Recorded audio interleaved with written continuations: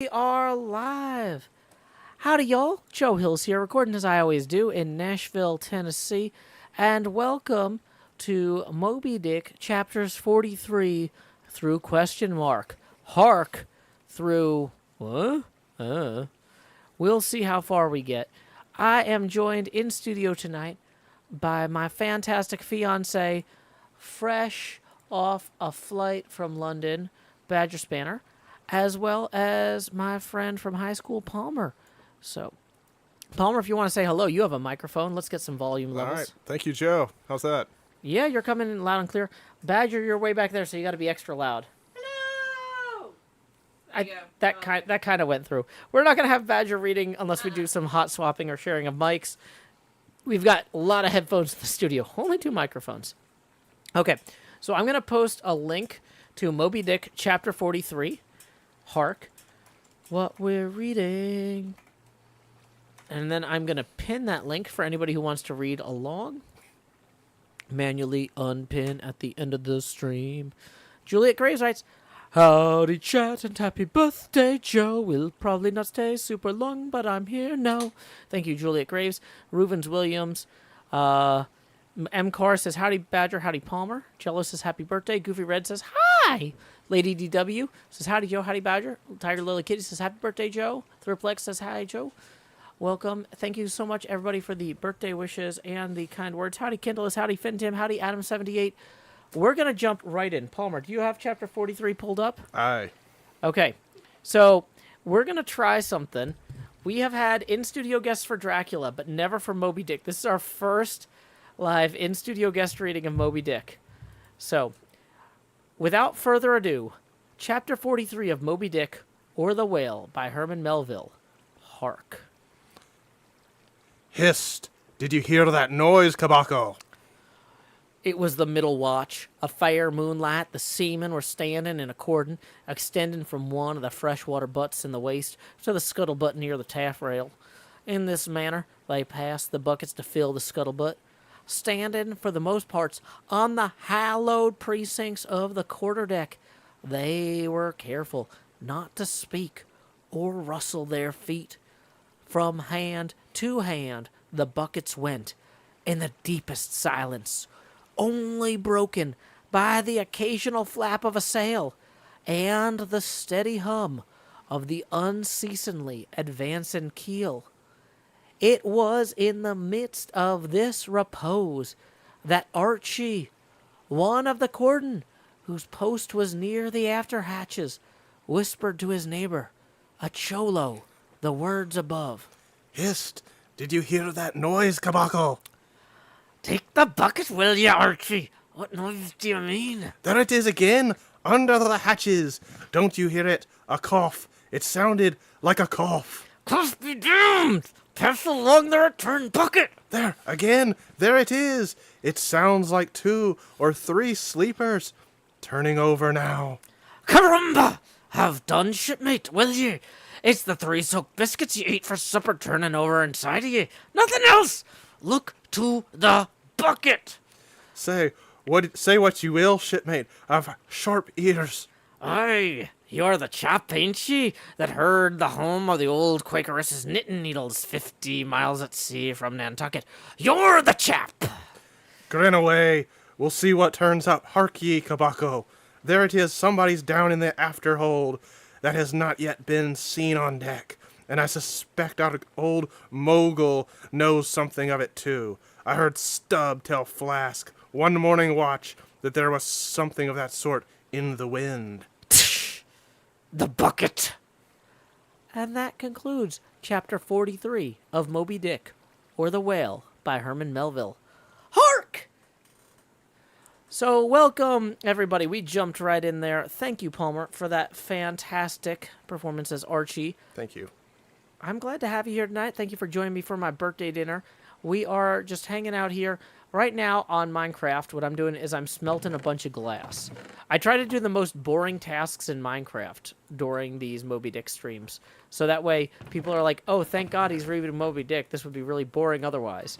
Now, the reason that we're getting all this glass here is because I need to build an aquarium. Somebody put a bunch of water here, and we're going to keep some of it. We're going to keep, like, this hot dog worth of water. Hold on. From above, you can kind of see, like, there's, like, this hot dog here.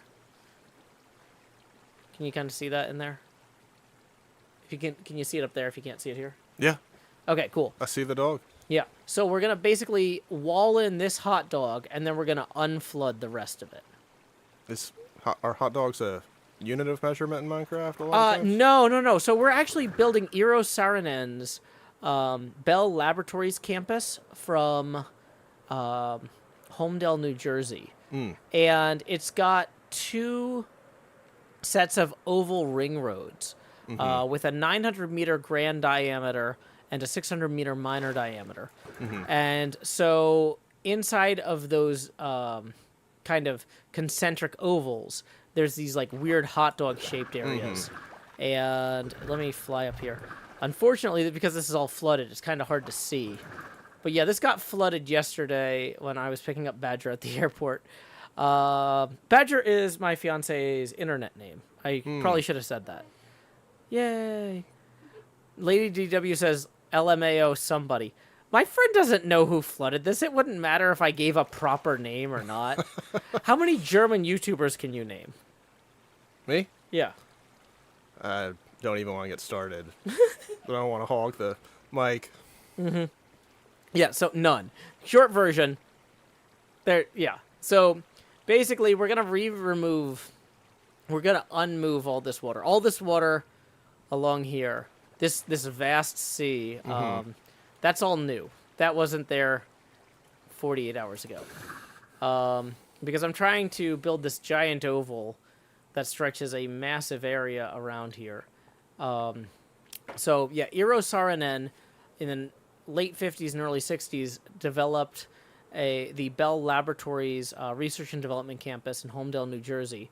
And so as you can see, there's two of these oval roads, and there's like these weird hot dog kind of things inside of them. Yeah. Formed by the like interconnecting roads. Exactly. So like so the outer road goes like clockwise, and then the inner road goes counterclockwise, or vice versa, you know. And so you need these interchanges kind of in here. So you've got hourglasses and you've got hot dogs in between.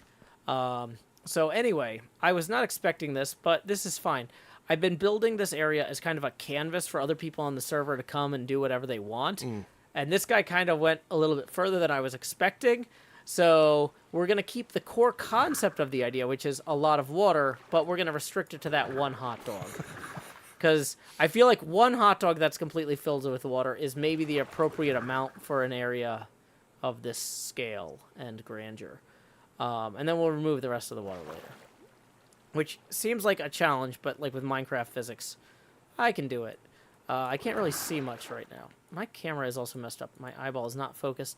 For those of you who are curious, we did a stream earlier today, and the camera got a little bit larger, thanks to tips from viewers like you. We are currently $3 away from our next face camera expansion milestone, and tips are welcome via paypal.me/Joe Hills and YouTube Super Chat. So let me go ahead and post those 2 links there. Sharko and Land says, I just joined. What happened to the base? Somebody put a bunch of water here. Cersei Wilkinson says, joining this with no context is wild.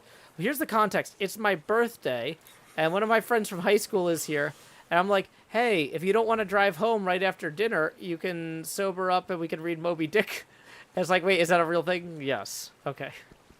Is that basically how I presented it? How would you... Were you surprised that we were reading Moby Dick tonight, Palmer? No, not whatsoever. This completely tracks with everything you know about yeah, me. your invite was pretty much on cue with everything you've done in the last 23 years. Yeah, I'm that guy. We're reading Melville, and we're building a giant aquarium shaped like a hot dog. That's just what we're doing, and that's fine. And my fiance is in the studio as well. Badger was on mic last night, but since we only have 2 mics, tonight it is myself and Palmer on mic. Badger has headphones and can listen in and is looking adorable. You might hear Badger laughing or saying hi in the background a little bit, but no dedicated mic, so no reading. It is Badger's night off. It's my birthday, so I have to work, but Badger can relax tonight. Okay. I think...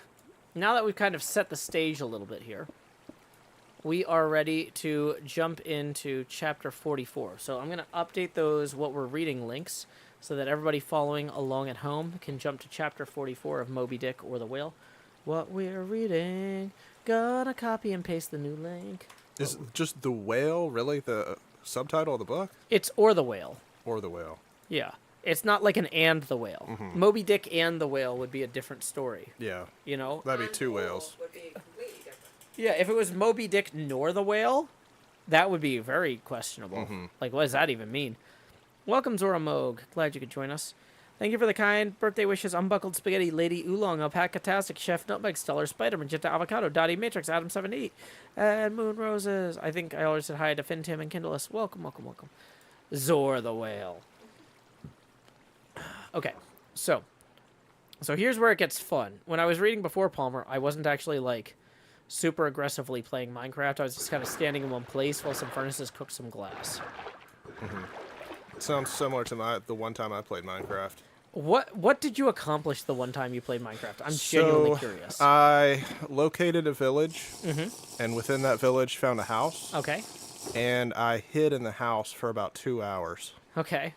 and slept repeatedly. Would you say that was an enjoyable experience? No, it was like a running out the clock kind of experience. Were you just like playing with a small child and you just had to like, oh, I told them I'd show up and play this? I was playing on a split screen Uh-huh. with my girlfriend, and she was doing all kinds of crazy stuff, And you were just like, and I well, was just there. gotcha. Okay. That's fair. Well, the thing about a game with infinite Legos is you can hide inside if you want to. You can leave your girlfriends behind. Oh, hey, we got a tip rolling in. Let's see who it's from.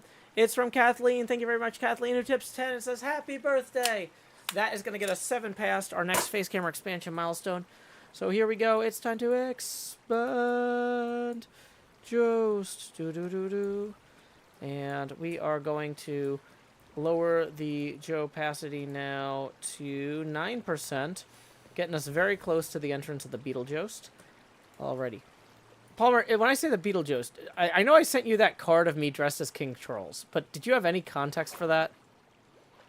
I mean, other than just seeing the King Charles portrait. So you had seen the Jonathan Yo portrait before? Yeah. Gotcha. Had you seen the film Beetlejuice? Or Beetlejuice, starring Alec Baldwin? If I saw the one probably from 25 years ago, maybe Yeah. something like that. Might have been 35 now, because Yeah. we're old. Yeah, it's true. Hey, Rex. Hey, Elodie. Thank you for the happy birthday wishes. Yeah. So we're at the point now where we're going to start playing actual Minecraft while I try to read Moby Dick. So people will mock me if I do a bad job at this. Even though this is 2 things that are hard to do. Like, if you're like, man, Joe, how hard can it be to read Moby Dick? You go on Audible and you buy a book on tape of Moby Dick and you tell me that they're doing a better job than me. This is not an easy thing to do. I think I'm pretty good at this. But anyway, chapter 44 of Moby Dick or the Whale by Herman Melville. The chart.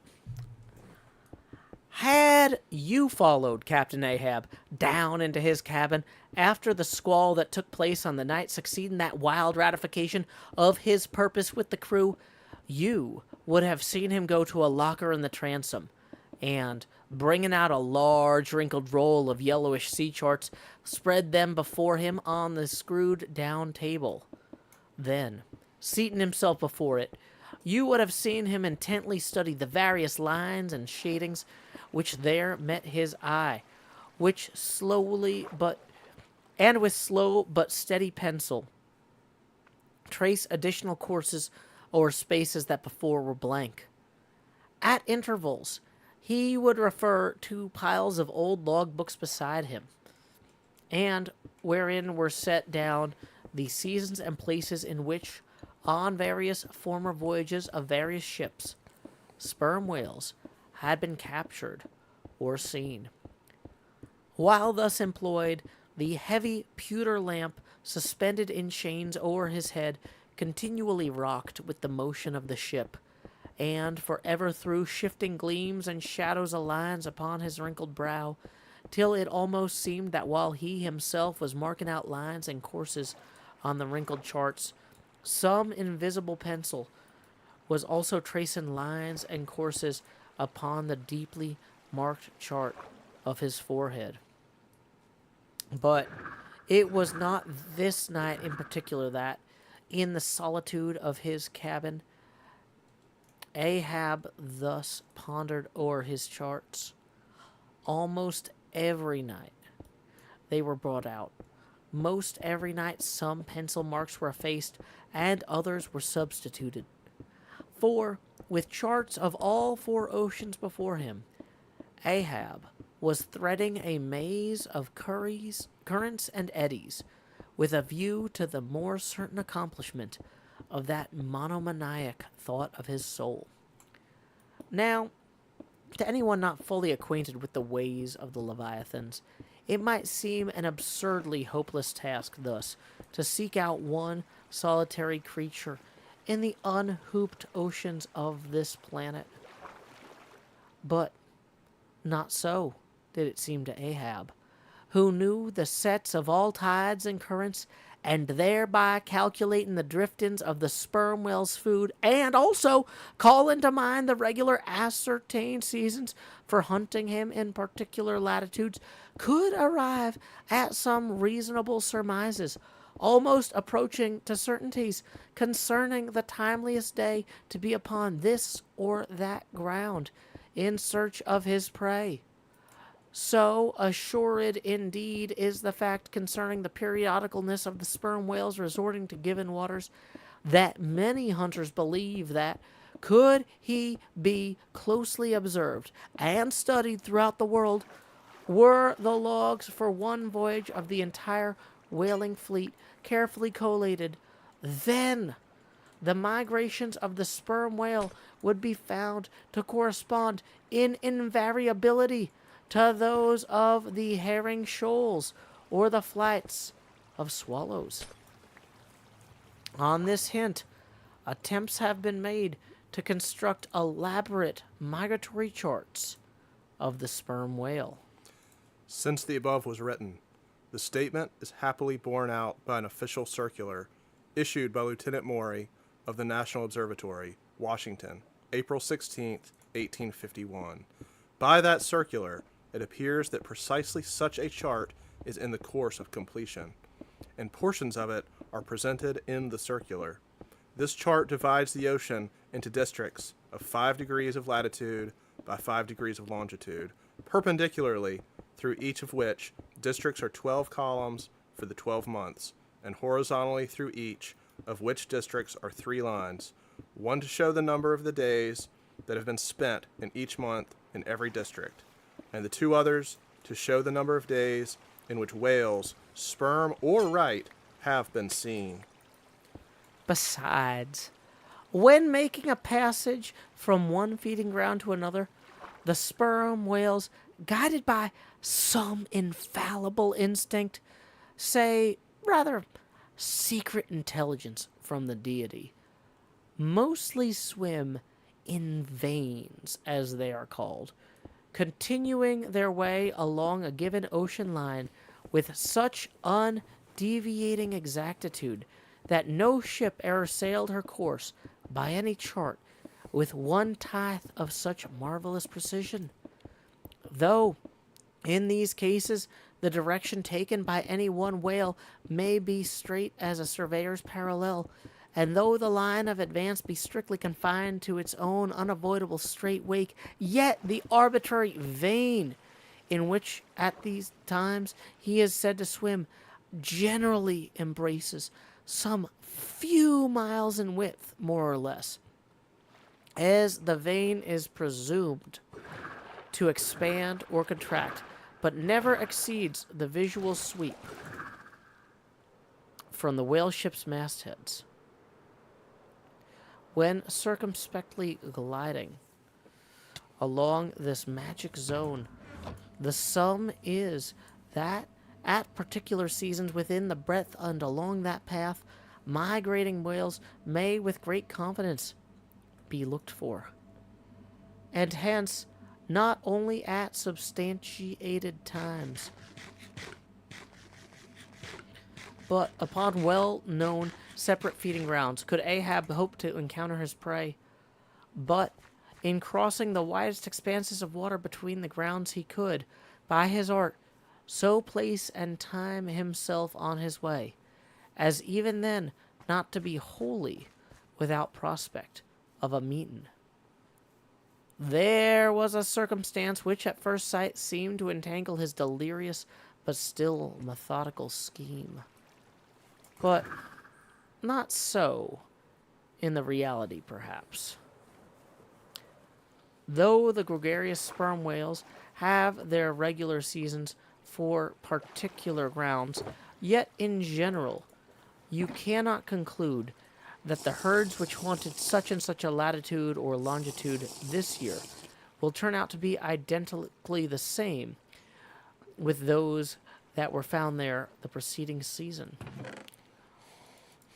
Though there are peculiar and unquestionable instances where the contrary of this has proved true.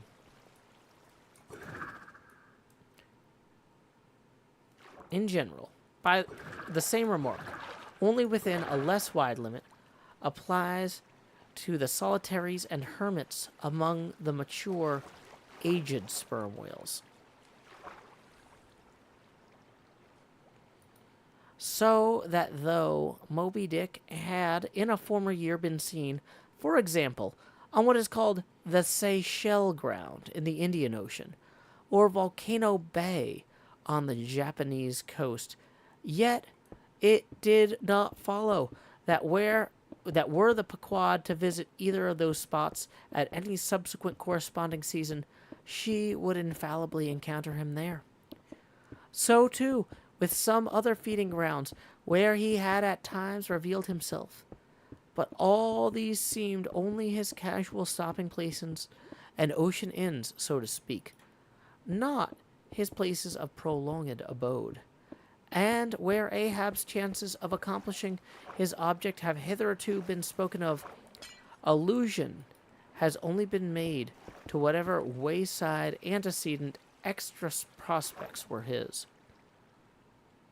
Ere a particular set time or place were attained, when all possibilities would become probabilities, and, as Ahab fondly thought, every possibility the next thing to a certainty. That particular set time and place were conjoined in the one technical phrase, the season on the line. For there and then, for several consecutive years, Moby Dick had been seen, periodically descried, lingering in those various waters for a while, as the sun, in its annual round, loiters for a predicted interval in any one sign of the zodiac. There it was, too, that most of the deadly encounters with the white whale had taken place. There the waves were storied with his deeds.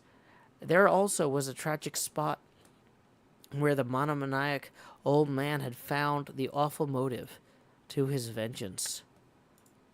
But in the cautious comprehensiveness and unloitering vigilantness with which Ahab threw his brooding soul into his unfaltering hunt, he would not permit himself to rest all his hopes upon the one crowning fact above mentioned, however flattering it might be to those hopes, nor in the sleeplessness of his vow could he tranquilize his unquiet heart as to postpone all intervening quest. Now, the Pequod had sailed from Nantucket at the very beginning of the season on the line. No possible endeavor could then enable her commander to make the great passage southwards, double Cape Horn, and then, running down 60 degrees of latitude, arrive in the equatorial Pacific in time to cruise there. Therefore, he must wait for the ensuing season. Yet, the premature hour of the Pequod's sailing had perhaps been correctly selected by Ahab, with a view to this very complexion of things. Because an interval of 365 days and nights was before him, an interval which, instead of impatiently enduring ashore, he would spend in a miscellaneous hunt. If by chance the white whale, spending his vacation in seas far remote from his periodical feeding grounds, should turn up his wrinkled brow off the Persian Gulf, or in the Bengal Bay, or the China Seas, or in any other waters haunted by his race, so that monsoons, pampas, nor'westers, and harmattans, trades, any winds but the levanter and simoon, might blow Moby Dick into the devious zigzag world circle of the Pequod's circumnavigating wake. But, granting all this yet, regarded discreetly and coolly, seems it not but a mad idea, this, in the broad, boundless ocean, one solitary whale, even if encountered, should be thought capable of individual recognition from his hunter, even as a white-bearded mufti in the thronged thoroughfares of Constantinople. Yes, for the peculiar snow-white brow of Moby Dick and his snow-white hump could not but be unmistakable. And have I not tallied the whale? Ahab would mutter to himself, as after poring o'er his charts, till long after midnight, he would throw himself back in reveries. Tallied him, and shall he escape? His broad fins are bored and scalloped out like a lost sheep's ear. And here, his mad mind would run on in a breathless race, till a weariness and faintness of pondering came o'er him, and in the open air of the deck he would seek to recover his strength. Ah, God, what trances of torments does that man endure who is consumed with one unachieved, revengeful desire? He sleeps with clenched hands, and wakes with his own bloody nails in his palms. Often, when forced from his hammock by exhausting and intolerably vivid dreams of the night, which, resuming his own intense thoughts throughout the day, carried them on amid a clashing of frenzies, and whirled them round and round in a blazing brain, till the very throbbing of his life spot became unsufferable anguish. And when, as was sometimes the case, these spiritual throes in him heaved his being up from its base, and a chasm seemed opening in him, from which forked flames and lightnings shot up, and accursed fiends beckoned him to leap down among them, when this hell in himself yawned beneath him, a wild cry could be heard through the ship, and with glaring eyes, Ahab would burst from his stateroom as though escaping from a bed that was on fire. Yet these, perhaps, instead of being the unsuppressible symptoms of some latent weakness or fright at his own resolve, were but the plainest tokens of its intensity. For at such times, crazy Ahab, the scheming, unappeasedly steadfast hunter of the white whale, this Ahab had gone to the hammock, was not the agent that so caused him to burst from it in horror again. The latter was the eternal living principle, or soul, in him, and in sleep, being for the time disassociated from the characterizing mind, which at other times employed it for its outer vehicle or agent, it spontaneously sought escape from the scorching contiguity of the frantic thing, of which, for the time, it was no longer an integral. But, as the mind does not exist unless leagued with the soul, therefore it must have been that in Ahab's case, yielding up all his thoughts and fancies to his one supreme purpose, that purpose, by its own sheer inveteracy of will, forced itself against gods and devils into a kind of self-assumed, independent being of its own. Nay, could grimly live and burn, while the common vitality to which it was conjoined fled horror-stricken from the unbidden and unfathered birth. Therefore, the tormented spirit that glared out of bodily eyes when what seemed Ahab rushed from his room was, for the time, but a vacated thing, a formless, somnambulistic being, a ray of living light, to be sure, but without an object to color, and therefore a blankness in itself. God help thee, old man. Thy thoughts have created a creature in thee.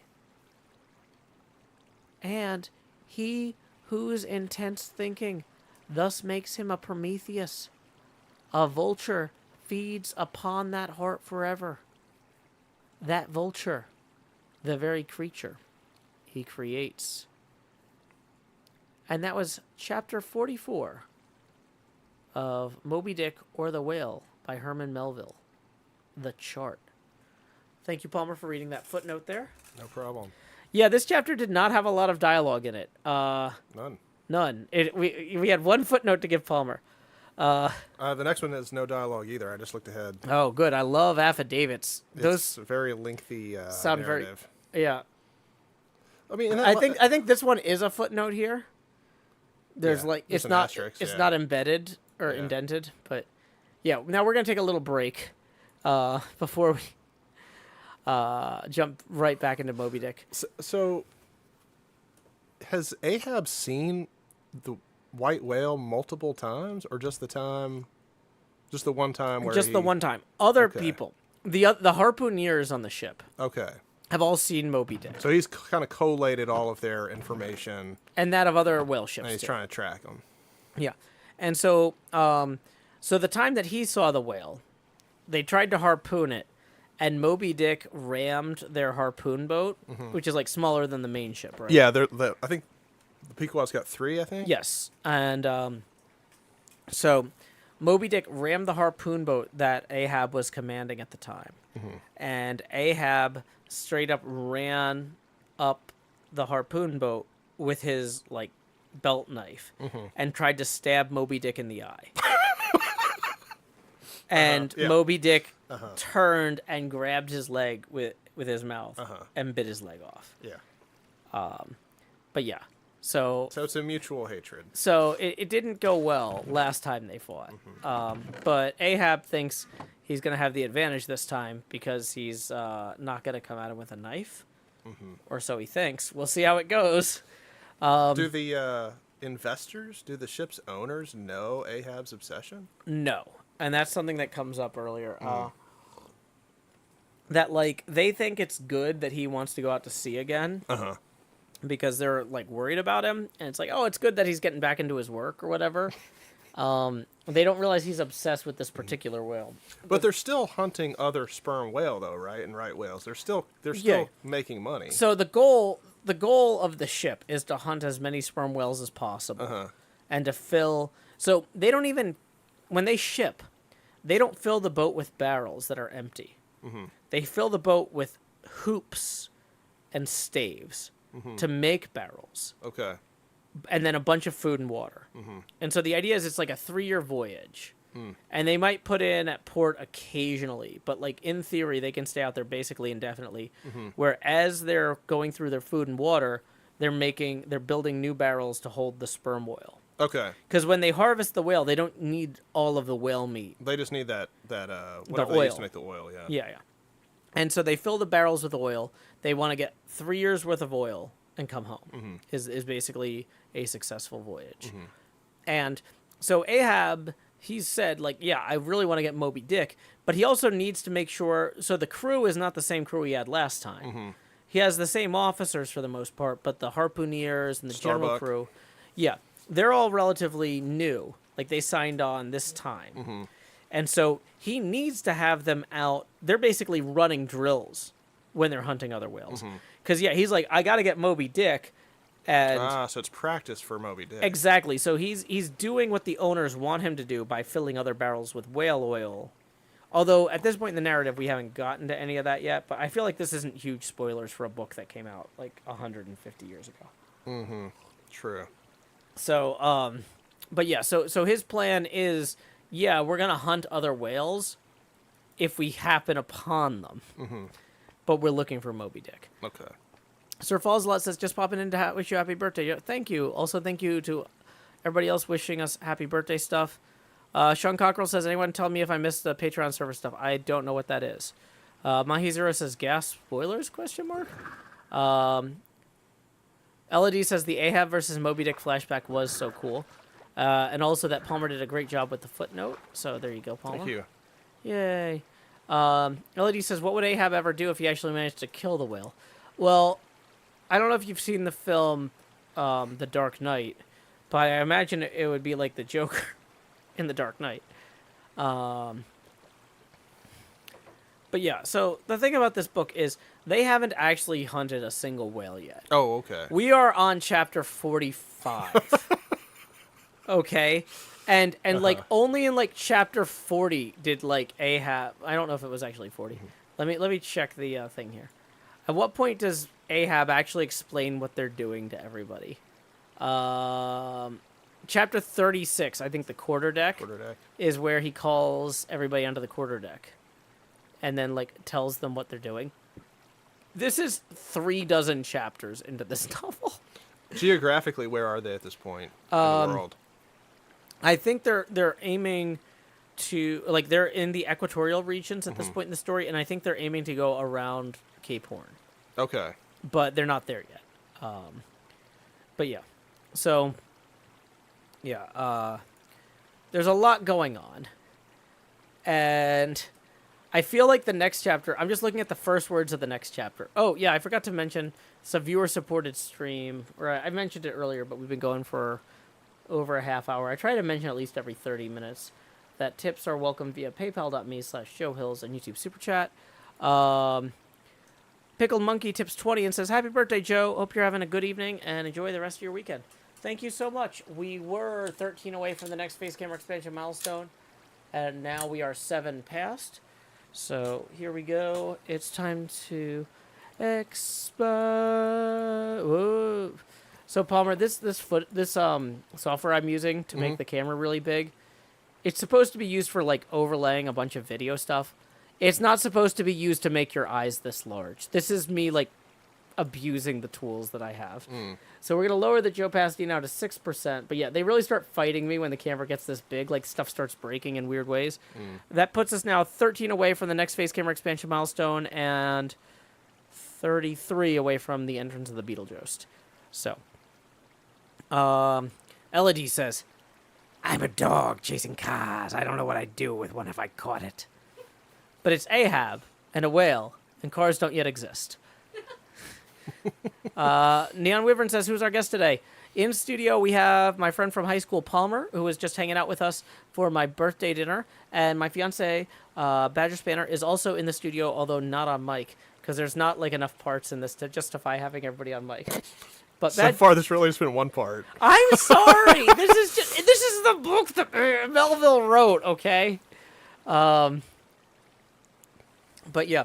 So you know what? Let me pull up something here real quick. Project Gutenberg, Dracula. Palmer the other day was asking me about like the voices I use for the different characters, and I is like and asked what kind of voice do you do for Queequeg? I was like, well, I basically do the same voice that I used for Van Helsing. Dr. Van Helsing. Dr. Van Helsing. Which is my already the strongest man in the world of voice. So let me real quickly read you an excerpt. Need some room? Yeah, I kind of do. Okay. From chapter 24 of Dracula. This to Jonathan Harker. You are to stay with your dear Madam Mina.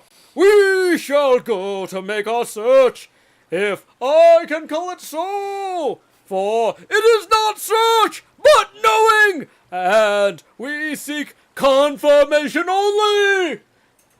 So this is the only chapter that's from the point of view of Van Helsing, and up until this point, Van Helsing only spoke in like one sentence or two sentences at once, and I got to this chapter and I was dying, and I was like, well, maybe I could pretend I'm doing it in Van Helsing's like writing instead of his speaking voice, but it's Dr. Seward's phonograph diary spoken by Van Helsing.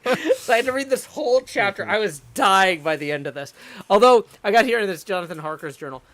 So yeah, when I did Dracula, So my Jonathan Harker written voice was different from the speaking. Okay. Jonathan Harker written is my far too serious voice that I would use at my old day job when we had to have meetings with clients where the client asked for something and the boss is like, you need to tell them that's going to be more money and they need to kick it back to sales. We can't do this in the current thing that we sold them. Yeah. You know? And so that's the sort of thing where I'm like, the features you guys are asking for would be incredible for your customers, and I'm really excited to deliver them, but I think they're so good, there's no way to do them with the amount of money and time we have now. So, you know, you guys are going to have to really go back and figure out a way to make that work as a phase 2. Like, I mean, Jonathan Harker was a attorney. He's a real estate attorney. So that kind of makes sense. yeah, so my Jonathan Harker voice was like 4th October. When I read to Mina Van Helsing's message in the phonograph, the poor girl brightened up considerably. Already the certainty that the Count is out of the country has given her comfort, and comfort is strength to her. Wasn't it more? So the thing is, though, when he was actually speaking out loud, though, Yeah. he'd be like, "My dear Mina." But yes, for Mina, I was doing like, you know how my answer from New Jersey, Mina Haka's journal, 5 October, 5 p.m. Ugh. I'm meeting for the report. Present, Professor Van Helsing, Lord Godalming, Dr. Seward, Mr. Quincy Morris, Jonathan Haka, Mina Haka. When in high school, when you would imitate that voice, you would say the phrase "shopping for bargains." Oh, Joey, we were down there shopping for bargains.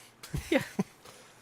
You know, my thing about Jonathan Harker and Dracula is, you know, Jonathan Harker should have pointed out to Dracula the longer he was keeping him hostage, his attorney bill was just skyrocketing. It's like, you know, your lordship, we are billing you hourly for this. Yeah. Hey, thank you very much to Russell for tipping 4, who says birthday. That puts us 9 away from the next Face Gamer expansion milestone. Only 29 away from the entrance of the Beetlejuice. Okay. But yeah, so let's see. What other voices do I have in here? I'm just going to scroll around. For Dr. Seward, that's Jonathan Harker's journal again. Let me find a Dr. Seward. So one of the other things that's really funny is like that, like, Dr. Seward's diary is like a phonograph diary, which is preposterous at the time. Like, this is how wealthy this guy is, that he's recording this on wax It's like, what, cylinders. 1890s or something like that? Yeah, and he's recording this on wax cylinders, and this is like stupid wealthy. Like, that's the other thing is like Cutting edge. this is not a sci-fi story in that all the technology exists, but like it is cutting edge, as Lauren just said, or Badger just said. But yeah. So chapter 21, Dr. Seward's diary. 3rd October. Let me put down with exactness all that happened, as well as I can remember it, since last I made an entry. Not a detail that I can recall must be forgotten. In all calmness, I must proceed. When I came to Renfield's room, I found him lying on the floor, on his left side, in a glittering pool of blood. When I went to move him, it became at once apparent that he had received some terrible injuries. There seemed none of that unity of purpose between the parts of the body which marks even lethargic sanity. As the face was exposed, I could see that it was horribly bruised, as though it had been beaten against the floor. Indeed, it was from the face wounds that the pool of blood originated. The attendant, who was kneeling beside the body, said to me as we turned him over, "I think she's banging broken. She, both his right arm and leg, the whole side of his face is paralyzed." How such a thing could have happened puzzled the attendant beyond measure. He seemed quite bewildered, and his brows were gathered in as he said, "I can't understand the two things.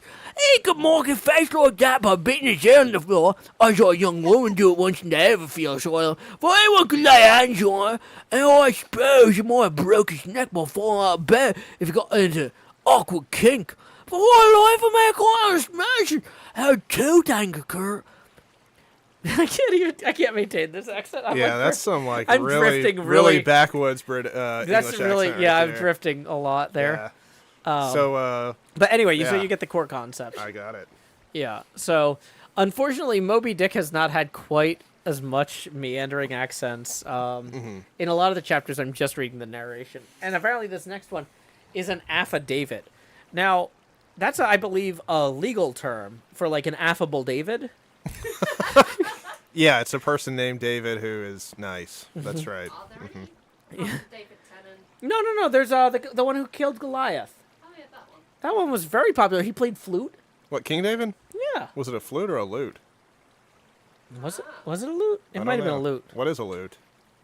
I don't know. Stringed instrument. Oh, like a It's little guitar. ukulele, really. Oh. Yeah. Well, I mean, think he it's- used a sling as a weapon. Yeah. So, I mean, it would make sense that he would have a stringed instrument Yeah. to complement his slinged instrument. Mm-hmm. Okay. Yeah, that makes sense. Okay. People are saying it was a lute. It was a flute without the F. Oh, perfect. Yeah. So I was like almost there. I was one phoneme off. Magenta Avocado writes, I write affidavits for my day job smiley face. Every name is taken, dang it, says very good. I thought an after David was the guy you hire after David quits. Thank you, Rex. Daddy Burke says it was a liar. You're a liar! It was a loot! A lyre. A lyre is a stringed instrument as well. We actually saw King Lear That's a different lyre. in Stratford upon Avon. Achilles Canada. plays a lyre. Not the one upon Avon. Stratford, not upon Avon. It was. Oh, yeah, it was King Lear. Yeah. We saw King Lear, yeah, and it had that guy that we liked in it. Yeah, Gross. Paul Gross was playing King Lear in Canada, Oh, okay. and so we actually got up there to see Very that. good. It was exceptional. Hey, we got another tip rolling in. Let's see who it's from. Javier. Thank you for tipping 19, who says, had to work extra hours, which sucked, but your show kept me company. Thank you. Sorry to hear that, Javier. Is that really how you pronounce his name? No, actually, as I'm looking at the address at the bottom, it's definitely Xavier. Sorry, Xavier. I thought you were Spanish, but then I saw your address. Okay, so that 19 is going up here, and that's going to get us 10 past our next face camera expansion milestone. The people tip from all over the world. I have to make some guesses. Yeah. Educated guesses. That puts us 10 away from the entrance of the Beetlejuice. So here we go. Expand Joe. Do. So what are you doing right now in Minecraft? I'm waiting for some stuff to cook because I need to turn sand into glass, and so I basically got a bunch of that cooking down in my furnaces. Mm-hmm. Gonna lower the opacity to 3%. If I max it out real quick, you can see how big my eye has gotten. Oh yeah. I'm gonna it's lower that huge. again. Yeah, Yeah. 3%. That's where we're happy. Whoa, we got another tip rolling in from LOD. LOD would very much like to listen to the Beetlejuice. Read us Moby Dick, please. Happy birthday. LOD tips 30. 10 gets us the Beetlejuice. And then we'll put the 20 toward the next milestone. Milestones are going up to $50. So, I was worried. Oh, I can't actually play this song because I don't want the copyright strike. Badger, can you just throw me that since I can't put the music on? So... Normally, I would play this song, but because we're reading Moby Dick, for the Moby Dick readings, we can't do any music or YouTube copyright strikes us. So normally, I would play a parody of Paperback Writer. Are you familiar with it? It's by those boys from Liverpool, the Beatles. I've heard of them. Yep. Yeah. And it's like, Webcam Expander, Webcam Expander.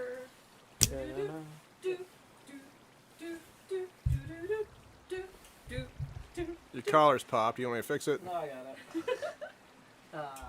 But yeah, we're gonna not do the song. Okay, so here we go. Give me a second. I gotta get all of this reset now.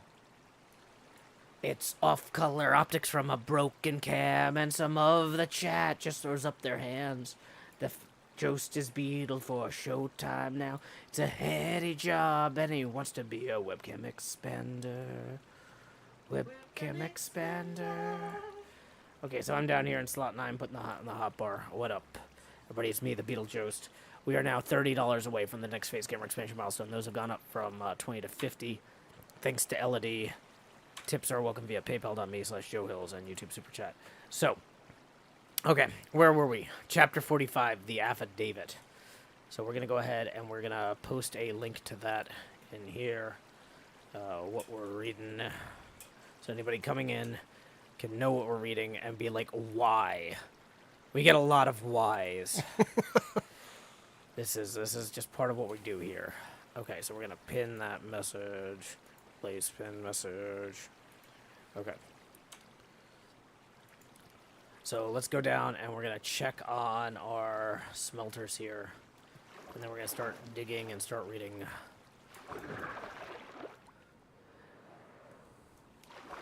Orchestereo raiding with a party of 5. Thank you, Orchestereo, for coming in and joining the stream. My name is Beetlejuice. I'm broadcasting here from Nashville, Tennessee. In studio with me today, I'm my fiance, Badger Spanner, and my friend Palmer.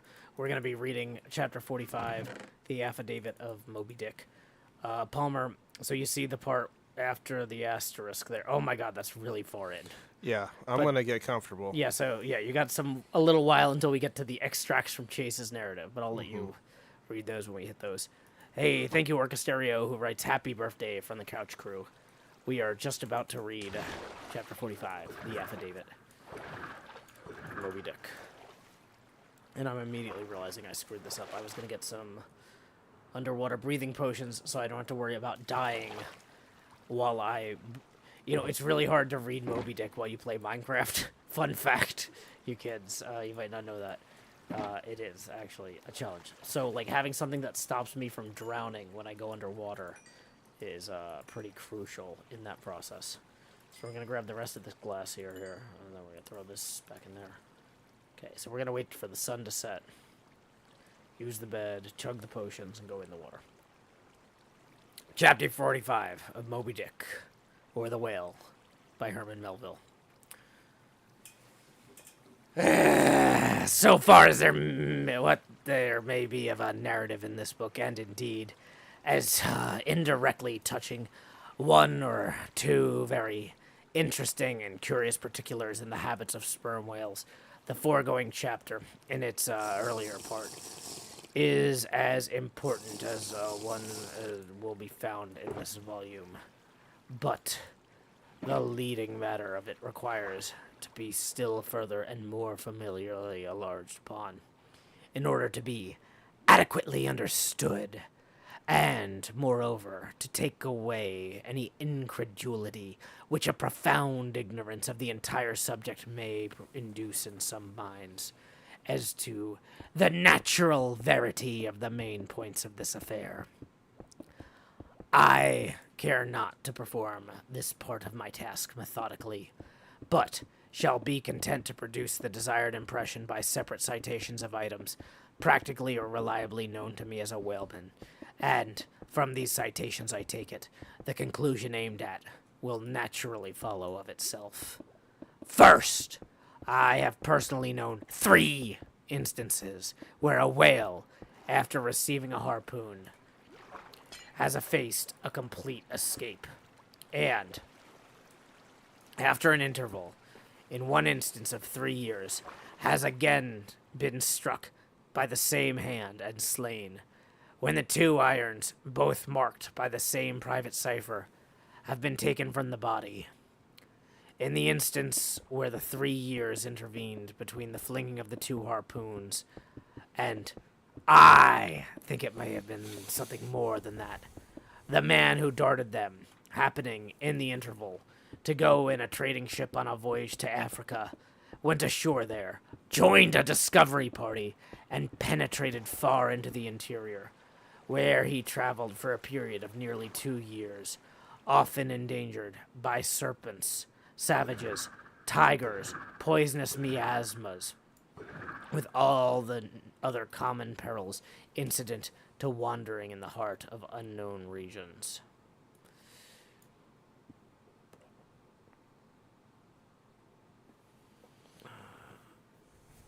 Sorry, I messed up my scrolling here. Oh, here it is. Meanwhile, the whale he had struck must have also been on its travels. No doubt it had thrice circumnavigated the globe, brushing with its flanks all the coasts of Africa, but to no purpose. This man and whale again came together, and the one vanquished the other. I say I myself have known 3 instances similar to this, that in 2 of them I saw the whales struck, and upon the second attack saw the 2 irons with the respective marks cut in them, afterwards taken from the dead fish.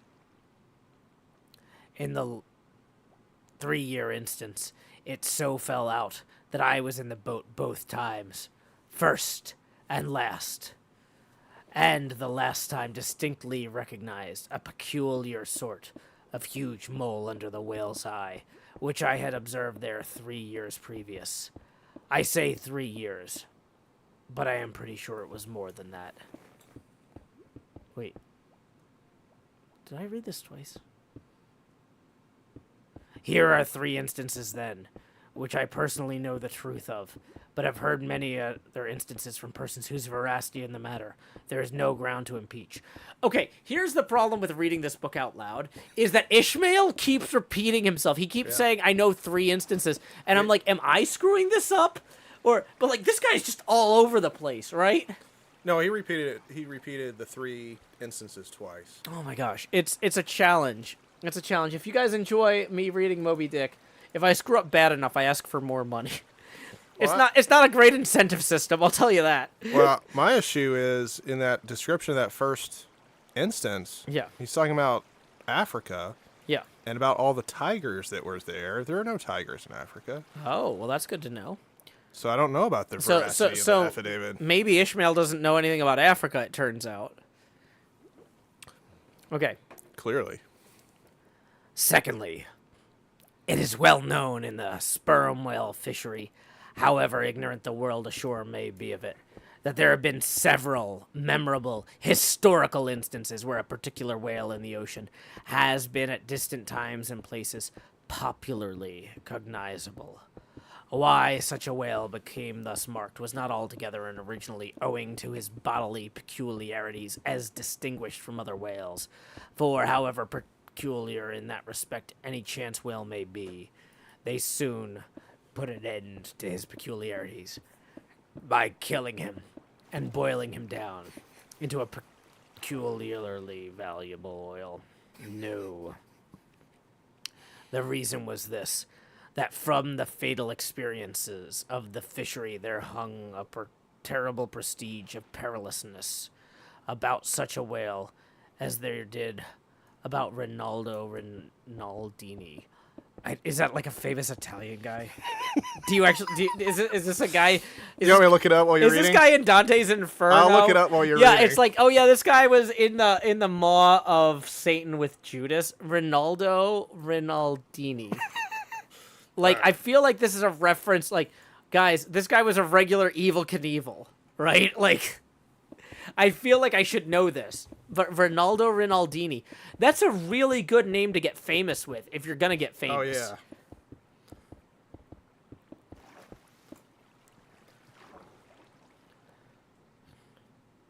yeah. Insomuch that most fishermen were content to recognize him by merely touching their tarpaulins when he would be discovered lounging by them on the sea, without seeking to cultivate a more intimate acquaintance.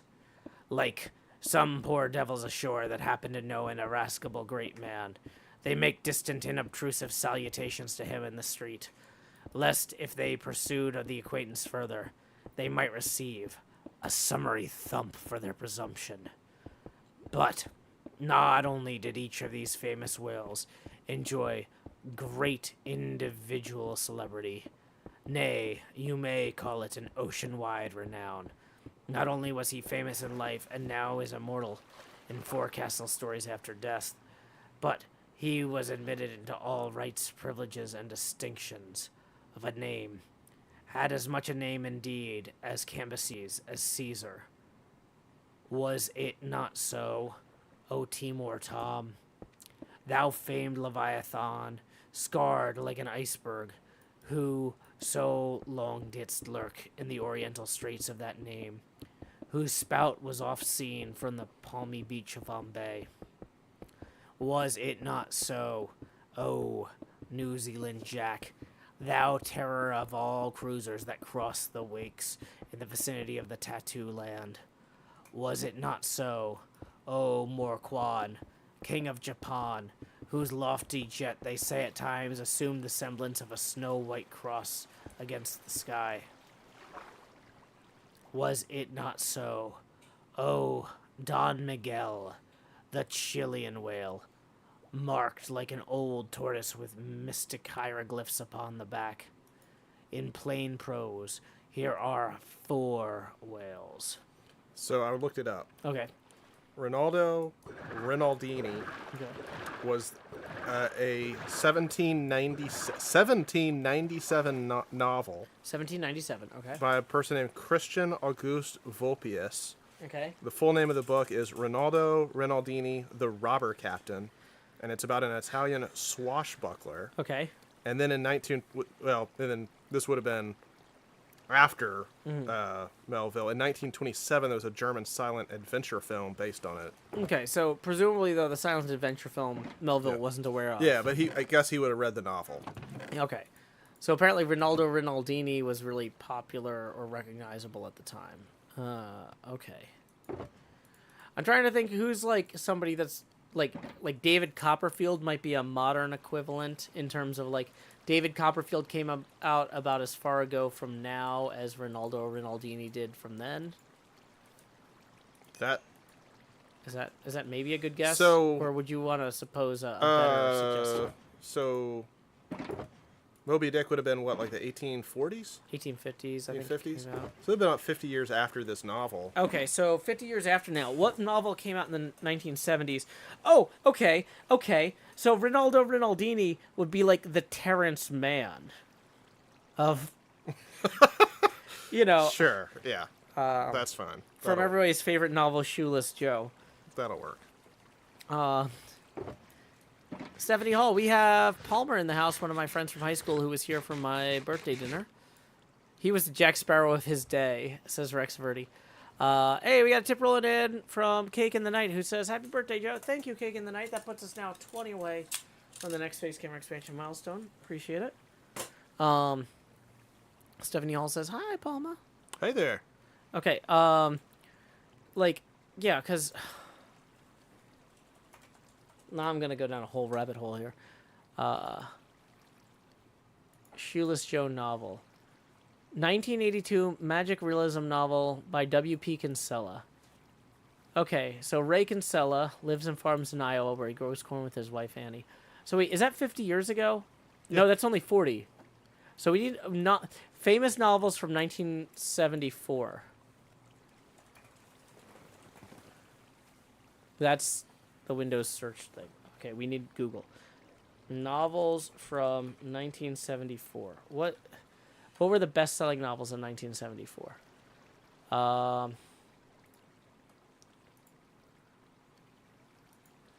Okay.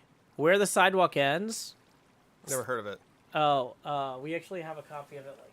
No, that's Falling Up. Never mind. Carrie by Stephen King. Okay. I haven't read that. Zen and the Art of Motorcycle Maintenance. Haven't read that. Okay. Helter Skelter. Haven't read that. Okay. Man, I'm doing really good. Yeah. Ursula K. Le Guin's The Dispossessed. Haven't read that. Joe Halderman's The Forever Wars. Oh, hey, Peter Benchley's Jaws. I'm familiar with Peter Benchley's Jaws. It became a major motion picture. I didn't even know it was based on a novel. Well, hold on. Which character? So one of the newspaper guys in the Jaws movie is actually played by Peter Benchley. That's the only reason I know it's Oh, okay. because somebody who told me Plays that. character. Yeah. But okay. So which characters are real, or no? Which characters are in the novel? So arguably Brody might be the Rinaldo Rinaldi of our era. I mean, that's at least about a boat, kind of. Let's see. James Baldwin wrote If Beale Street Could Talk. Michael Shara wrote The Killer Angels in a Civil War trilogy. We're gonna need a bigger peak book. Yeah.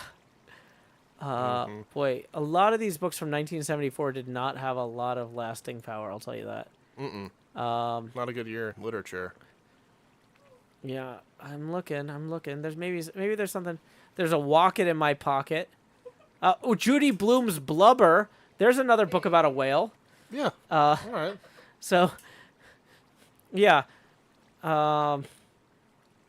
So yeah, we could say Ronaldo Rinaldi was the blubber of that era. This is not great. So these are the most popular best-selling books. But let's see if we go to 1974 in literature on Wikipedia. Is there anything in here that's like absolutely amazing? I'm seeing Jaws. Scroll back up there for a second under the literature Yeah. or the fiction Fiction. section. I mean, I'm looking at this. Most of these I've literally... Agatha Christie's Poirot's early cases. Yeah, he was the Poirot of the era. Ronaldo Rinaldi was the Poirot of the era, we could say. No, that just says no. I think that was a re-release. Okay. Probably the Stephen King Carrie is the most famous one. I mean, Carrie and Jaws, I think, are kind of the... Yeah. And both of them became movies, which is maybe one of the only reasons that either of them is remembered. Mm-hmm.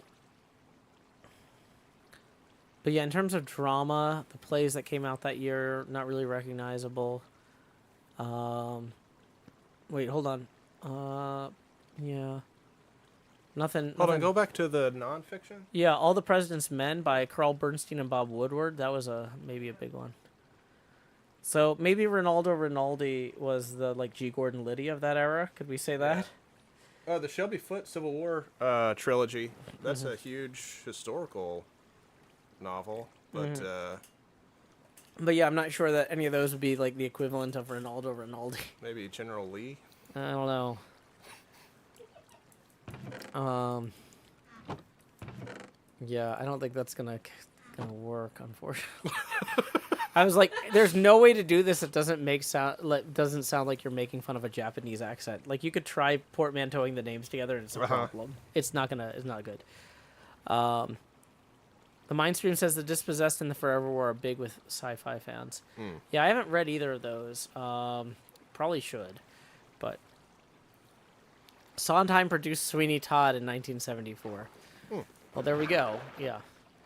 So this guy was the Sweeney Todd of his era. Okay. So, okay. Let's resume. In plain prose, here are 4 whales, as well known to the students of cetacean history as Marius or Scylla to the classic scholar. I thought we were gonna have 3. Now we're gonna have 4. Yeah, I know. This is escalating very quickly. Okay. No. He's got 3 examples, but one of his examples is 4 separate whales. Oh, okay. Gotcha. He's like, there's a sort of thing. There are 3 sorts of things that happened. The second sort of thing, I have 4 separate whales to talk about. All right. Yeah, does that All make right. any sense? Yeah. Yeah. He'll never finish this story if you keep. But yeah. But this is not all. New Zealand Tom and Don Miguel, after at various times creating great havoc among the boats of different vessels, were finally gone in quest of, systematically hunted out, chased and killed by valiant whaling captains, who heaved up their anchors with that express object as much in view, as in setting out through the Narragansett Wood. Hey, we had that beer earlier. That's right. Yep. That was also in Jaws. Captain Butler of old had it in his mind to capture that notorious murderous savage Anawan, the headmost warrior of the Indian King Philip. I do not know where I can find a better place than just here to make mention of 1 or 2 other things, which to me seem important, as in printed form establishing in all respects the reasonableness of the whole story of the white whale, more especially the catastrophe. For this is one of those disheartening instances where truth requires full as much bolstering as error. So ignorant are most landsmen of some of the plainest and most palpable wonders of the world, that without some hints touching the plain facts, historical and otherwise, of the fishery, they might scout at Moby Dick as a monstrous fable, or still worse, and more detestable, a hideous and intolerable allegory. First, though most men have some vague flitting ideas of the general perils of the grand fishery, Yet they have nothing like a fixed, vivid conception of those perils and the frequency with which they recur. One reason is, perhaps, that not 1 in 50 of the actual disasters and deaths by casualties in the fishery ever finds a public record at home. However transient and immediately forgotten that record. Do you suppose that poor fellow there, who this moment perhaps caught by the whale line off the coast of New Guinea, is being carried down to the bottom of the sea by the sounding Leviathan? Do you suppose that poor fellow's name will appear in the newspaper obituary that you will read tomorrow at your breakfast? No. Because the mails are very irregular between here and New Guinea. In fact, did you ever hear what might be called regular news, direct or indirect, from New Guinea? Yet, I tell you that upon one particular voyage which I made to the Pacific, among many others we spoke 30 different ships, every one of which had a death by a whale, some of them more than one, and 3 that had each lost a boat's crew. For God's sake, be economical with your lamps and candles. Not a gallon you burn, but at least 1 drop of man's blood was spilled for it. Secondly, people ashore have indeed some indefinite idea that a whale is an enormous creature of enormous power. But I have ever found that when narrating to them some specific example of this twofold enormousness, they have significantly complimented me upon my facetiousness, when I declare upon my soul, I have no more idea of being facetious than Moses when he wrote the history of the plagues of Egypt. But, fortunately, the special point I here seek can be established upon the testimony entirely independent of my own. That point is this. The sperm whale is in some cases sufficiently powerful, knowing, and judiciously malicious, as with direct afterthought to stave in, utterly destroy, and sink a large ship. And what is more, the sperm whale has done it. Okay, you're not looking at the text directly in front of you anymore, but here, okay, we have already, we had a list of 3 things. And then 4. That we went, and then we had a subcategory of 4. And now he's going back to first. So we're still in the first original point of the 3. No, we're in the second of the original 3, but we're, I think, 2 nested for. No, we're in the second of. We're in the second of the first second, and the first subpart of that. But this is like he's like outlining this. Yeah. This is not a good way to first. But like. This is like a Saturday Night Live sketch where a guy's like trying to explain something and keeps saying, first, you got to keep in mind this. Then, first, you got to do this. After that, first, you do this. And it's like... I mean, do you see this kind of part of the book as just filler? I mean, this is not the story. No. Well, he's gone out of his way to explain that the previous chapter, some people might argue, was filler. This is him arguing why the previous chapter wasn't filler. This is him being so defiantly earnest. He's like, you guys, this is really important, you guys. Come on, you guys. Yeah. First, and you are getting up to your thing soon. Getting close? Yeah. All right. First, in the year 1820, the ship Essex, Captain Pollard of Nantucket, was cruising in the Pacific Ocean. One day, she saw spouts, lowered her boats, and gave chase to a shoal of sperm whales. Ere long, several of the whales were wounded, when suddenly a large whale escaping from the boats issued from the shoal and bore directly down upon the ship, dashing his forehead against... Hold on. Dashing his forehead against her hull, he so stove her in that in less than 10 minutes, in quotes, 10 minutes, I don't because I guess on a boat you don't really have minutes, because clocks didn't work back then on boats. Is that right? This was a real problem in measuring latitude, yeah. Okay. as she settled down and fell over.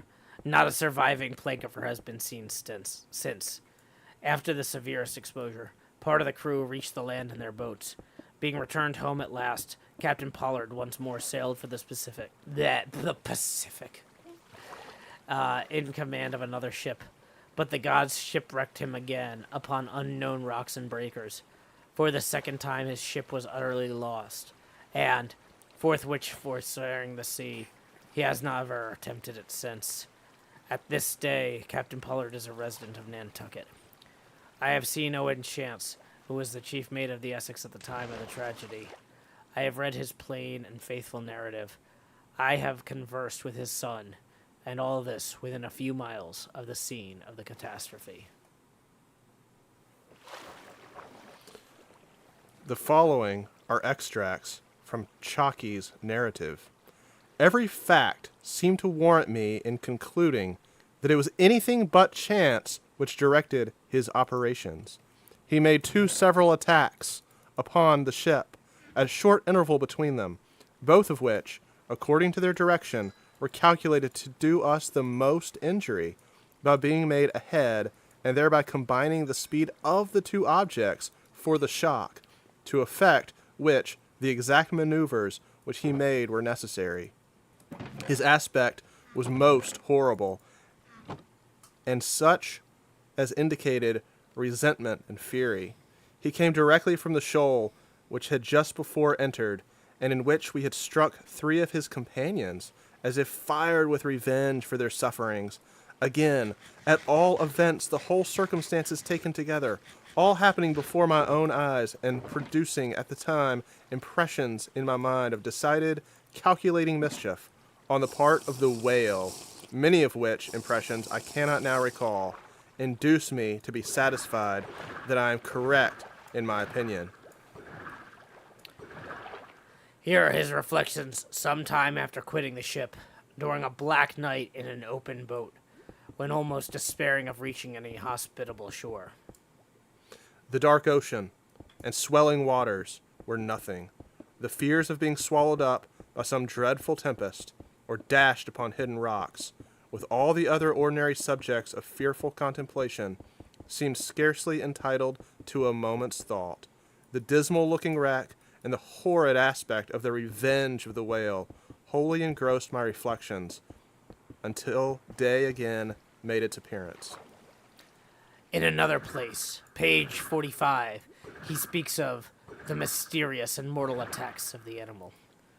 Secondly, the ship Union, also of Nantucket, was in the year 1807 totally lost off the Azores by a similar onset. But with the authentic particulars of this catastrophe I have never chanced to encounter, though from whale hunters I have now and then heard casual allusions to it. Thirdly, some 18 or 20 years ago, Commodore Jr., then commanding an American sloop of war of the first class, happened to be dining with a party of whaling captains on board a Nantucket ship in the harbor of Oahu, Sandwich Islands.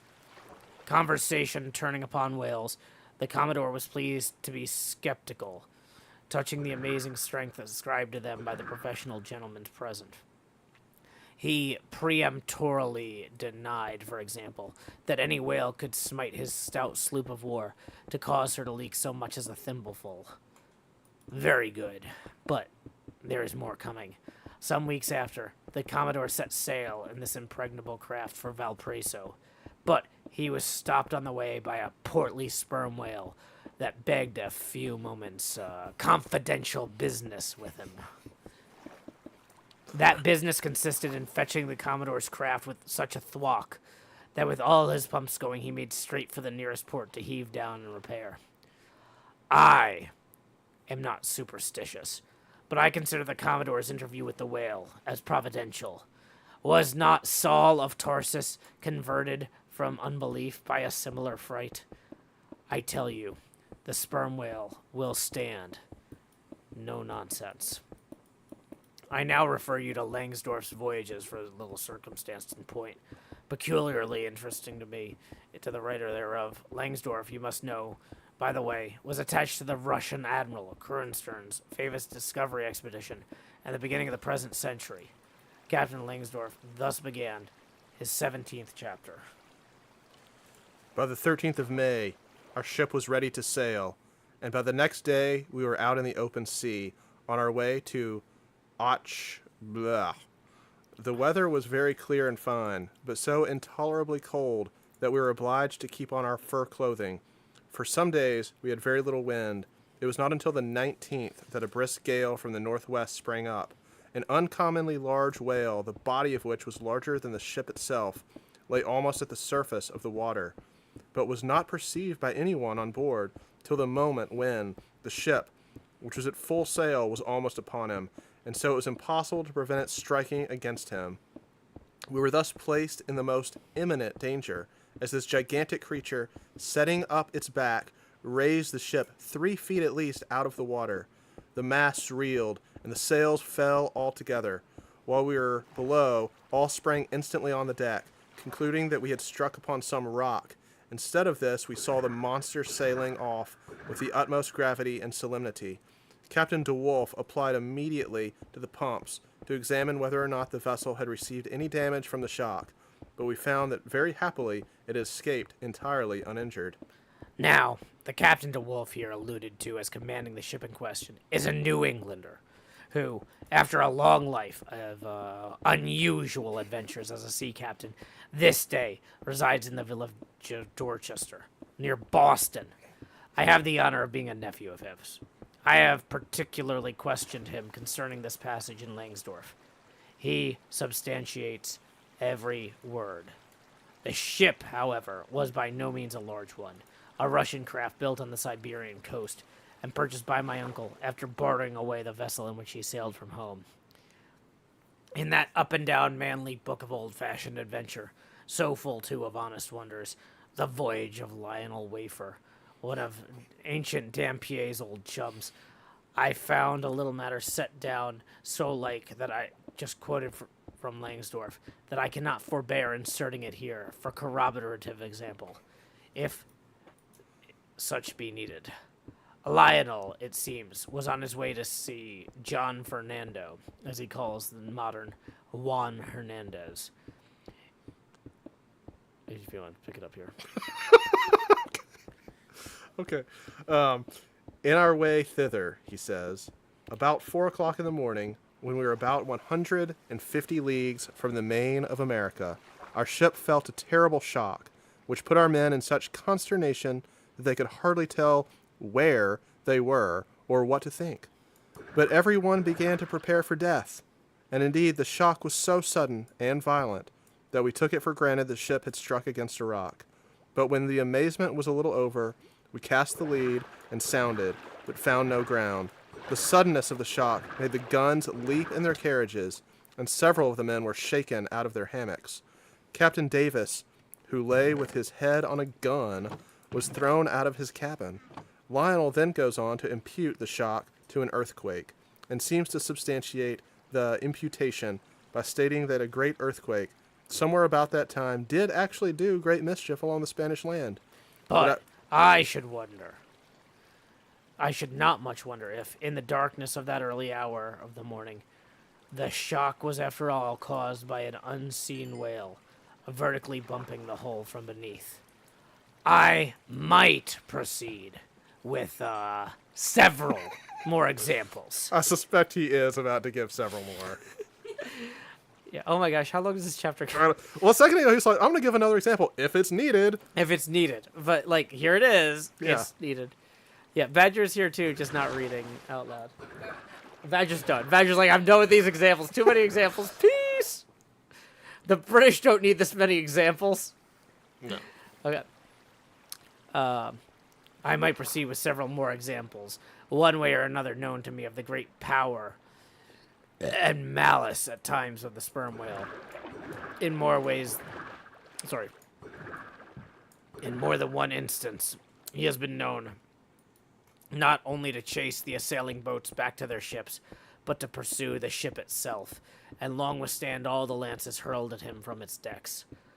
The English ship Pusey Hall can tell a story on that head, and as for his strength, Let me say that there have been examples where the lines attached to a running sperm whale have, in a calm, been transferred to the ship and secured there, the whale towing her great hull through the water as a horse walks off with a cart.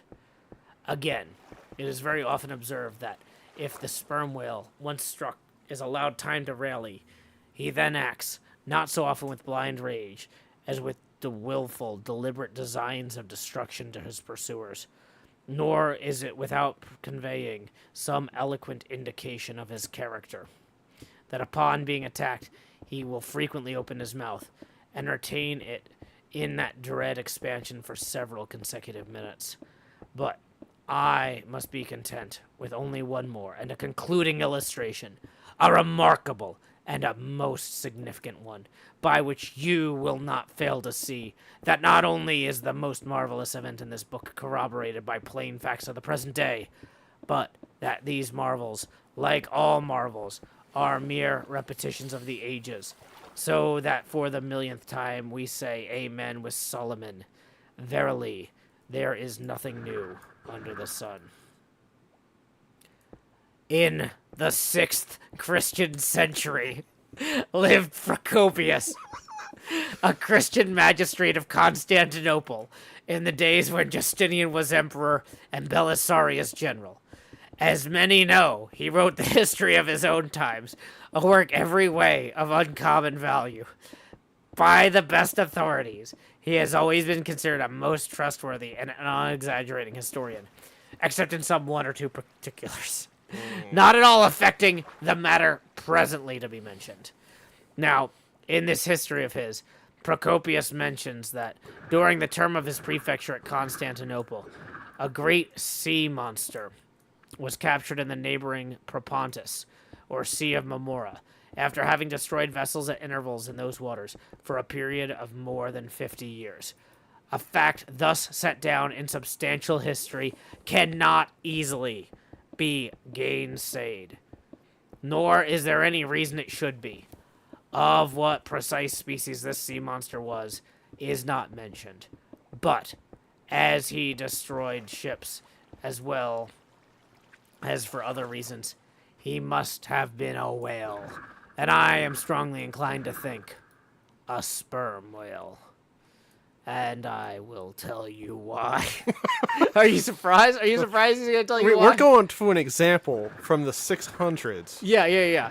Yeah, the 6th century, so it's the 500s. Okay, there you go. Yeah. Oh, real quick, we got a tip rolling in. Let's go see who that's from. Whoops, as I fall in the water here. We got a tip rolling in for 10 from Katrina, who says, top tier bedtime story, happy birthday. Thank you very much, Katrina. That's going to put us 10 away from the next face camera expansion milestone. Tips are welcomed via paypal.me/JoeHills and YouTube Super Chat. But yeah, honestly, I was thinking, like, the next time somebody tries to call me out on something, like, Joe, man, what were you thinking? Well, in the 6th Christian century, loved Procopius, a Christian magistrate of Constantinople, in the days when Justinian was emperor. And Belisarius And general. Belisarius general, as many know. And then they're just going to be like, you know what, I'm done. I'm out. I feel like this is him going and be like, and here's my really good example, you guys. Mm-hmm. And it's from the 6th century. Yeah. That's like it's gotta be a sperm whale, guys. Oh my gosh. Okay.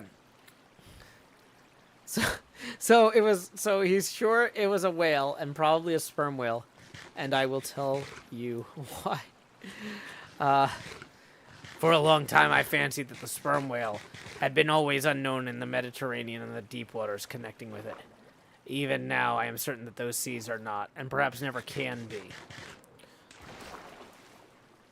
No.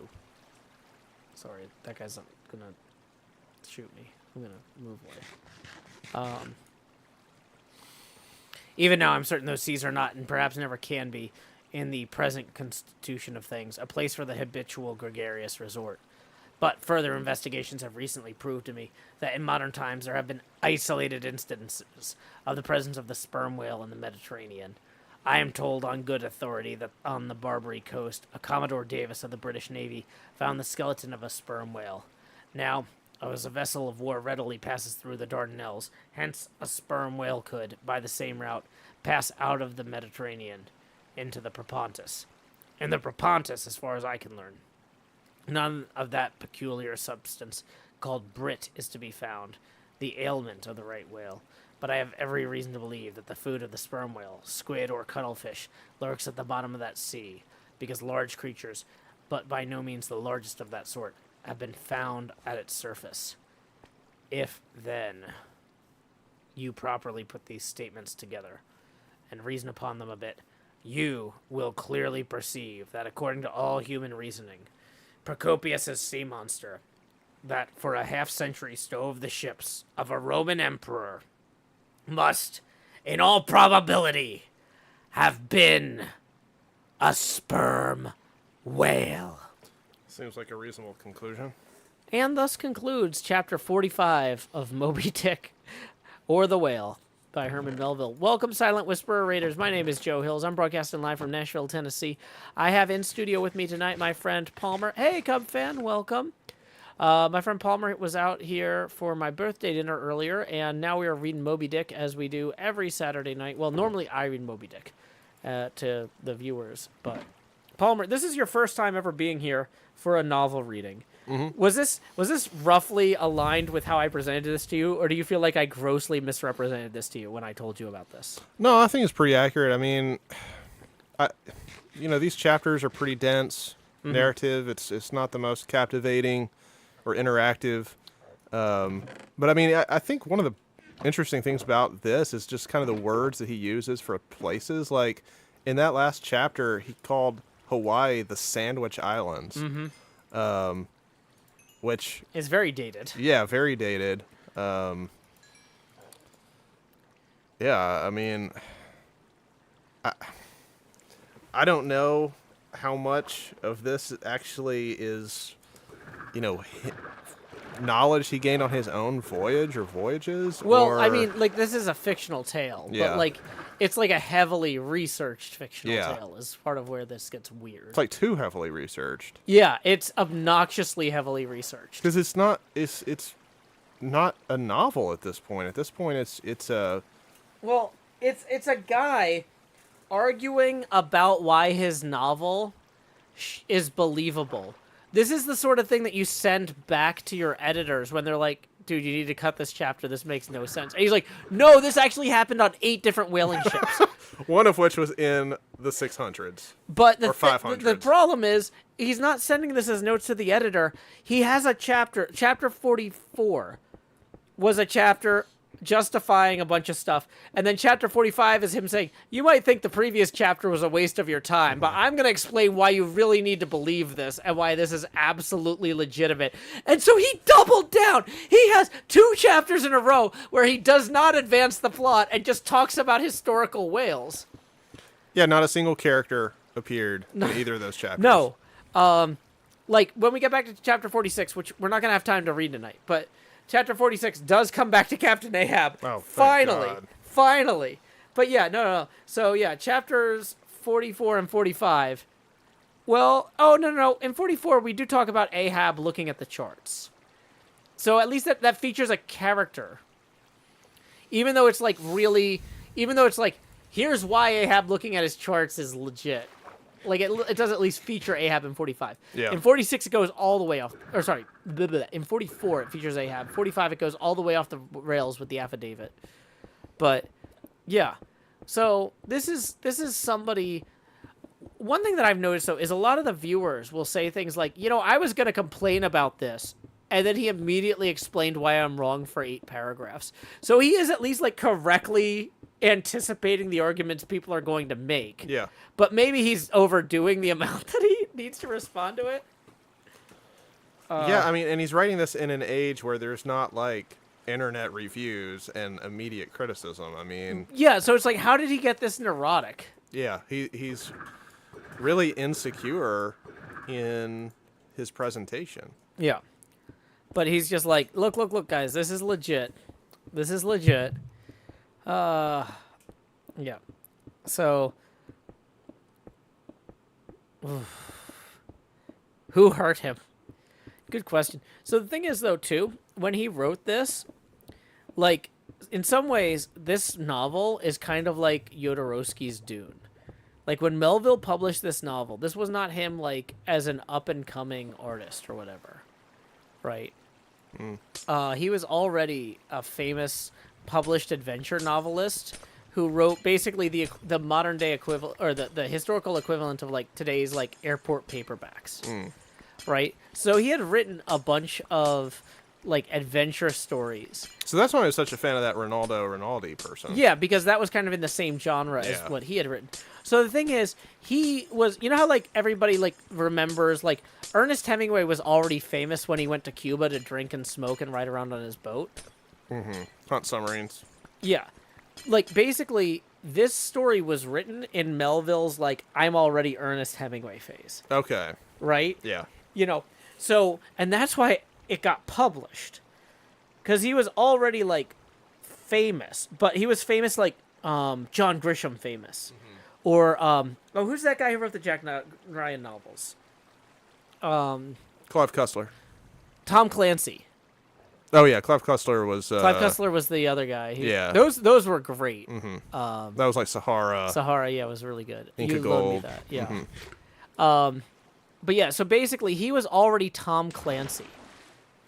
And then he comes out with this book, and he's like, this is my masterpiece. And to some degree, the publishers are going to be like, well, we don't really want a masterpiece from you. We want like another dime We novel. want another novel that we can put in airports. Yeah. But at the same time, you've made us so much money already. We kind of feel like we have to give this one to you. Right? And I don't know what happened, but it's just all over the place. Foxology says, happy birthday. Thank you. What's the glass for? Oh, we're building an aquarium here. It's coming along. Kind of.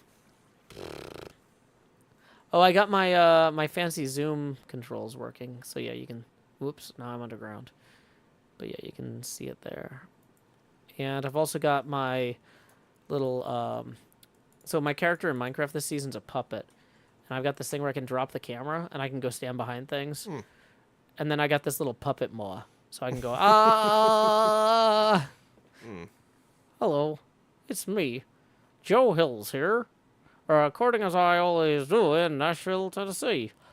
Why are there so many songs about rainbows? And what's on the other side? Rainbows are magic, or maybe illusions. Rainbows have nothing to hide. But yeah. So this is not how people normally do mouths on their Minecraft skins. But I'm the most obnoxious person, and so I did it this way. Okay. I gotcha. Yeah, most people don't put their lower jaw on top of their torso and then have a maw like that. Hey, Corn Dog Husky, I hope you had a good time passing through Nashville. But yeah, so Moby Dick, weird book. But like, that's the thing though, is in some ways, like I've seen, you know, people try to abridge Moby Dick and be like, well, we're just going to tell the story of the ship's crew. Yeah. But if you cut out all the weird chapters, this is not a book worth reading either. Like, it's just like what makes this book so good is how many weird tangents it goes off on. Well, like the part up until they get, it's been a while since I've actually read it, but yeah, the part until they get on the ship is it's about 7 chapters worth. Yeah, it's and like it's him really, and Queequeg going to different inns. Yeah, and it's stuff. like really good, and it's actually really funny. Yeah, and it's a very cohesive story with very few, if none, of these narrative interlude. You know, sidestepping from. There's the story. a few things. No, he does start talking about like, oh, the parks in this town are really nice because the people who died, the insurance money, some of their widows put into the parks. Oh, right. He's in the church, and he talks about he talks about the markers in the church. But like the thing is though, the asides there are like they're small, a few paragraphs. Yeah. But now we have a chapter with an aside, and then we have a second chapter justifying the initial aside. Like, he's just like escalating it. Did I show you that David Pumpkins video? Yes, I have seen it. You showed it to me. And it's like what the element of David Pumpkins that is horror is the fact that this is like just continuing to increase in intensity and there's still like another 80 floors of it. It's like oh no. like it's the dawning realization that we haven't even scratched the surface. And for the joke to land, they don't have to show us the whole thing. Mm-hmm. Just showing us that first crack, that first little scratch of the surface, and then just over time realizing, like, oh no, this doesn't stop. Lorewich says, oh, it's like Gigi the Christmas Snake. Palmer, have you seen Gigi the Christmas Snake? Mm-mm. Oh, if you have time, we'll watch that after the stream ends. We can't do that during the stream. Oh no, I'm gonna die of drowning if I don't get above the water. Like a whale, I need to occasionally breathe. Mm. Okay. So, let's see. Some people said that I need to go check out something. Where's the thing I need to go look at, you guys, before we wrap up the stream? We've been going for...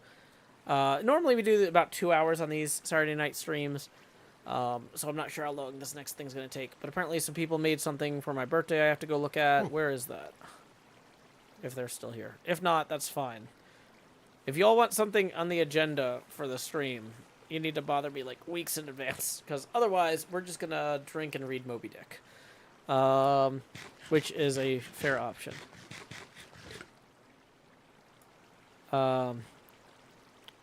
Kindle says it's on 10th Orward, which is another server that I think I have on this computer I can connect to. Yeah. Okay, so Palmer, we're going to go find out whatever this is. All right. Okay. So...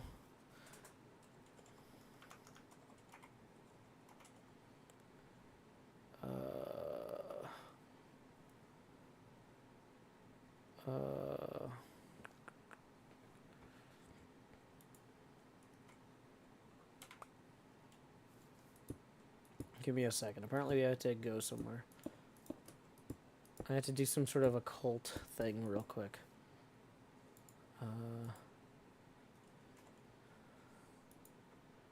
This is probably fine.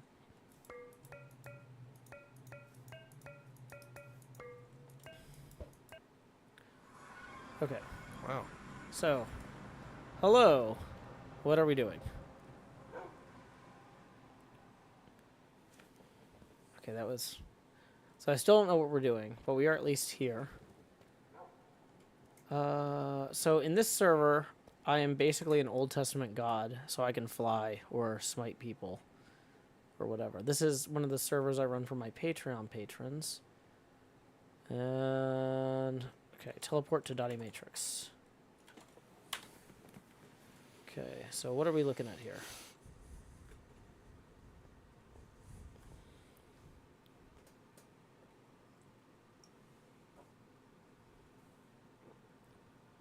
Not sure what we're looking at here.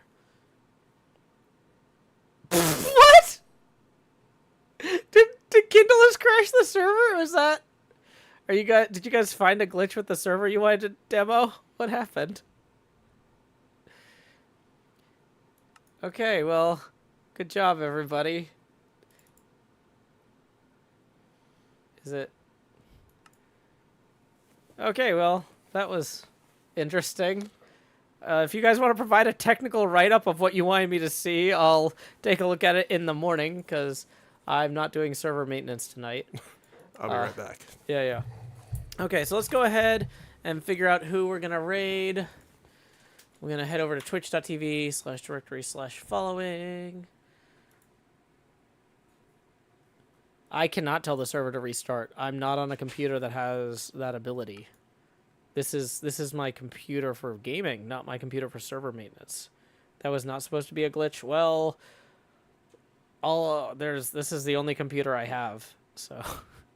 Melissa's tuning into the stream now. Well, apparently this stream is over. So, let's figure out who we're going to raid.